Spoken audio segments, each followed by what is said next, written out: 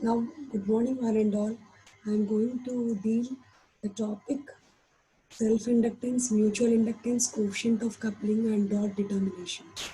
So, first we'll see what is self-inductance. When two loops with or without contacts between them are there, current will flow in the form of magnetic field by one magnetic field, and these two coils are said to be magnetically coupled. Examples of the mutually inducted is inductors is transformer. So first we'll see about what is self-inductance. So self-inductance means if a current is flowing in a coil, there will be some voltage induced across that coil, and it produces some magnetic flux around it. The magnetic flux linkage between the coils. So that magnetic flux we indicate by letter phi. Okay. So the voltage induced across the coil will be equal to N into change in magnetic flux with respect to time. N is the number of turns of the coil. So instead of d phi by dt, we can write d phi by di into di by dt. Okay. So in this form we can write. So substituting like this, we get this value will be equal to L. So voltage induced will be equal to L into di by dt. So if I is a constant, there is no voltage induced across the inductor. So if a constant current flows in an inductor, the voltage induced across the inductor will be equal to 0. L is the self-inductance of the coil. So B is equal to L into di by dt, where L is equal to N into d phi by di. Okay. Next one is a mutual inductance. If two coils are placed like this, two or more coils, then what happens is there will be some flux linkage in one coil because of the current flowing in the other coil. So that particular inductance is called the mutual inductance.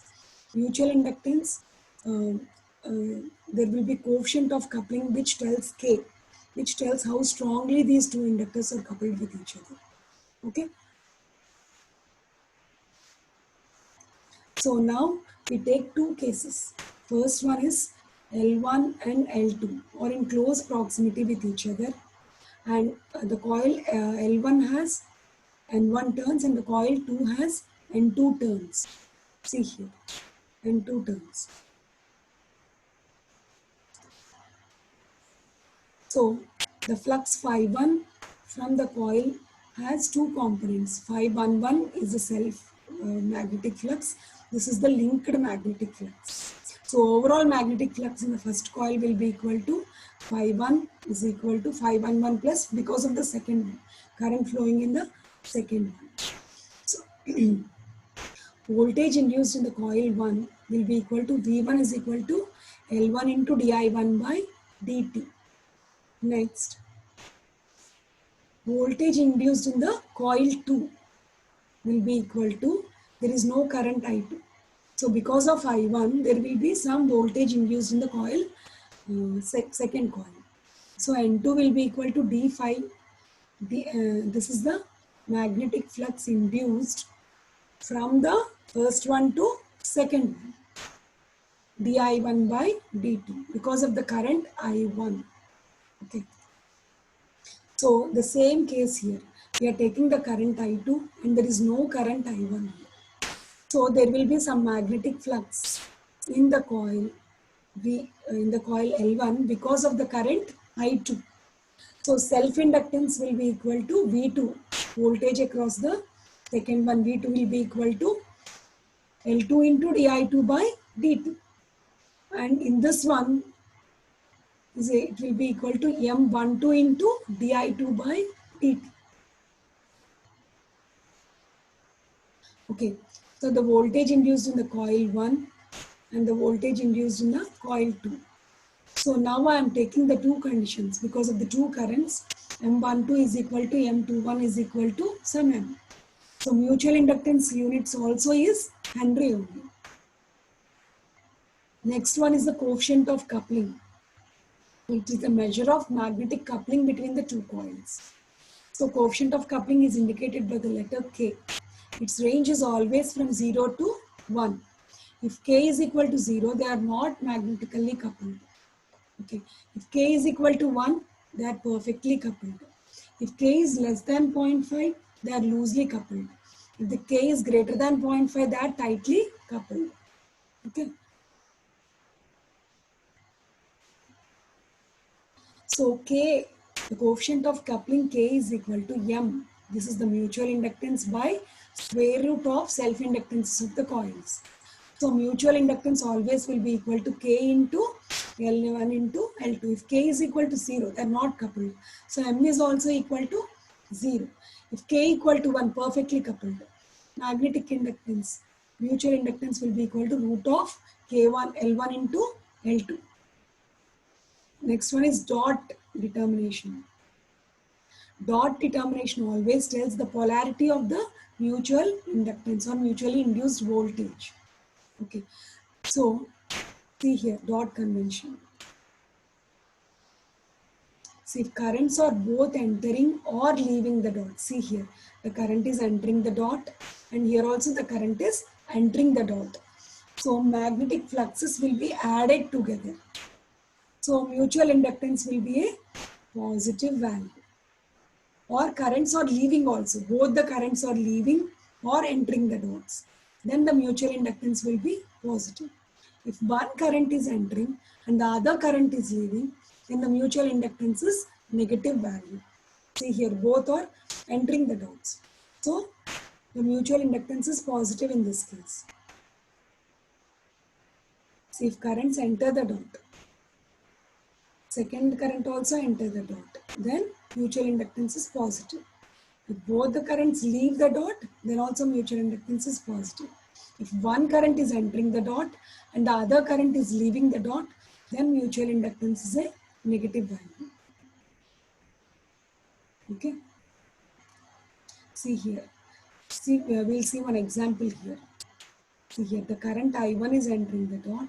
There is no current I2. Okay. So mutual inductance is a positive value. I am assuming the voltage, this is positive and this is negative. So what will be the, see here. Since I1 enters the dot coil 1 and V2 is positive at the coil 2, dot 2, mutual inductance is a positive value. See the other two examples here. See here the current is entering the dot and here the current is leaving the dot. So mutual inductance is a negative value. Here current is leaving, here negative sign, so negative, and the current is entering the dot, leaving the dot. So mutual inductance here is a positive value. Okay. And see here, two coils. Here also the current is entering and here also the current is entering. So overall inductance will be equal to L1 plus L2 plus 2M. Next, here the current is entering and here the current is leaving. So the negative sign comes here. Okay. Take this circuit for example. If we take the KVL here, so the current is entering the dot here, and here the current is leaving the dot. So when we take the example, V is equal to R1, the KVL in this loop, V is equal to R1 into I1, and here first comes the self-inductance. See here we are, JA is there, means we are representing this in the impedance form. So simply we can write JA into I1. And here what is the current? I1 minus I2 is the current. So for that I1 minus I2, I1 minus I2. Okay. And mutual inductance. So it comes here M into I2. Okay. M into I2. Because the current is entering the dot here and the current is leaving. So mutual inductance will be a negative value. Similarly for the second loop also the same they have written. See here. Second example. The other example is take the KVL in this loop. Vs is equal to R1 plus JA into I1. Next, mutual inductance. Current is entering and here also current is entering. So this will become positive. Okay. And here also then the second loop, here also the current is leaving here and the current is entering here. Okay. So mutual inductance in this case will be a negative value. Okay.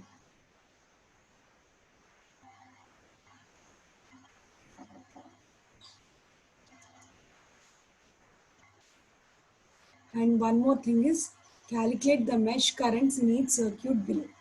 Mesh currents that are mutually inductive.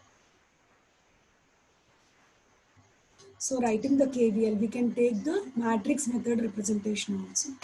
So I have written the KVL for the first loop and KVL for the second loop also.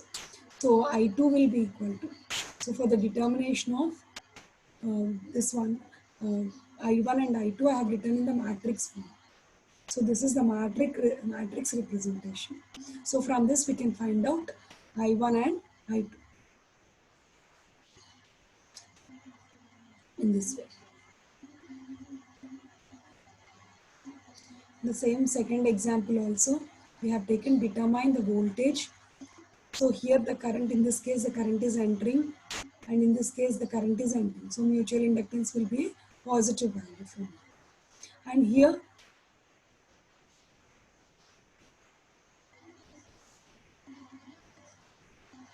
so currents I1 and I2 like this we have written matrix representation and we can get the output voltage. So output voltage in this case is the voltage across 6J. So from that 6J into I2 is the current. So that will be the voltage across the this one, this V0. Example I3. So here, consider this one. The current is entering here and the current is leaving here. So mutual inductance will be a negative value in this case. See here, mutual inductance is negative. So KVL in the coil, sec 2. KVL in the coil, this is leaving and this is entering. The mutual inductance here also it is negative value. So we get finally the current I1 and I2. Okay, thank you.